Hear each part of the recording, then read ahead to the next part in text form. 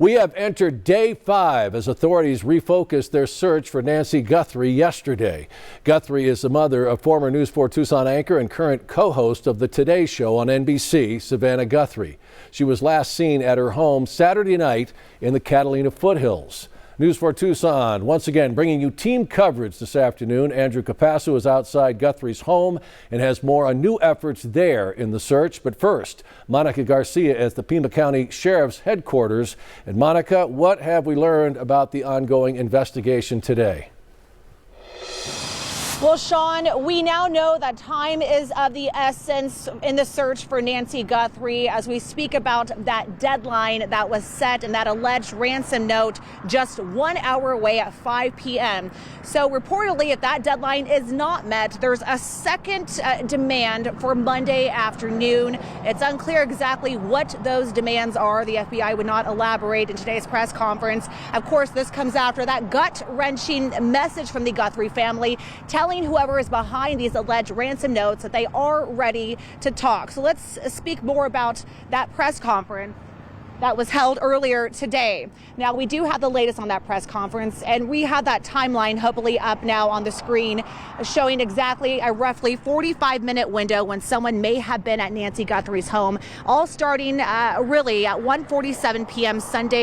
a.m. Sunday morning when the doorbell camera disconnects. Then around 2 a.m. software detecting a person on camera. There's no video available for that, and they do tell us that all the video has been submitted. It's been analyzed. So there's no video. We're not going to get any video of that, according to the Sheriff's Department. And they also say that it's not specifically a person that was detected. It could also be an animal. And then around 2:28 a.m., the pacemaker app shows disconnection from a phone. Authorities stress there is no suspect. They reminded us that today. They made that clear, and no person of interest identified at this time. Investigators confirmed one ransom note sent to 3 separate outlets. Investigators say the note's specific details, including a deadline and monetary demand. One mentioned an Apple Watch, another referencing a floodlight. Take a listen. We are aware of a ransom letter that was sent to the local media and then to national outlets.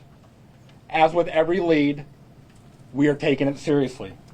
We are in communication with the family, and while we advise and recommend from a law enforcement perspective, any action taken on any ransom is ultimately decided by the family. Law enforcement is urging whoever does have Nancy Guthrie to contact the FBI, of course, immediately. That was their biggest message. They do believe that she's still with us, and to please, obviously, contact the FBI because they are ready to talk, and so is the family. And then they also put out the $50,000 reward now being offered by the FBI. And they're also releasing a flyer that's going to go on a billboard across Arizona and surrounding states, offering that $50,000 reward as well as that new contact number, 1-800-CALL-FBI with any tips. Live from Pima County headquarters, I'm Monica Garcia. Back to you. All right, thank you, Monica. And they are rifling through all these tips that come in, and that includes some ransom rumors, and they have to confirm all of those, and many have been thrown out. And at today's news conference, we also learned a man was arrested for allegedly making a ransom demand in the Nancy Guthrie case. According to court documents obtained by News 4 Tucson, Derek Kallela sent a ransom demand yesterday and sent harassing texts to the Guthrie family. Now, officers traced the phone number to his home in California, and after being taken into custody, Kallela admitted to sending the texts and making a brief call to the family. Investigators say they have not linked the text to the original ransom demand. As that investigation continues, the FBI now announcing they would be back in the area of the Guthrie house today as that investigation continues. And News 4 Tucson's Andrew Capasso is live there now with that part of the story. Andrew. Well, Sean, good afternoon to you. Things here are incredibly quiet right now, and it has been like this all day long. I'll step out of the way so you can see. I've been here for hours and have not seen a single investigator other than a Pima County Sheriff, Deputy Sheriff driving by in this area just a few minutes ago. But that's it. So this is a big difference in what we saw here about 24 hours ago. Take a look at this. We showed it to you here yesterday on News 4 Tucson. Many detectives and investigators back at this house after releasing it to the family. We saw the crime tape back up and investigators searching the yard and the garage. In today's news conference, Sheriff Nano says the FBI said they may not be done out here.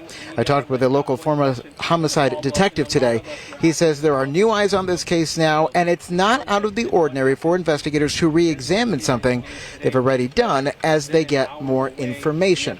So again, the FBI says they are planning to be out here at some point today. We're going to continue to watch for that. And ahead of that, ahead at 5 o'clock, we'll hear from that former homicide detective with the Tucson Police Department about this case and what stands out as we continue to search for Nancy Guthrie. That is the latest. Reporting live in the Catalina foothills, I'm Andrew Capasso, News 4 Tucson. Back to you, Sean. Right, and as that investigation continues, the FBI and all the agencies involved are asking for any help you might be able to give them. If you have any information, you're asked to call the FBI, and you see the number right there on your screen. That's 1-800-CALL-FBI. And if you'd like to watch the full news conference and with our continuing coverage on the ongoing search for Nancy Guthrie, be sure and stay with News 4 Tucson on air, online, and on our social media platforms. And you can check out that news conference on our website, KVOA.com.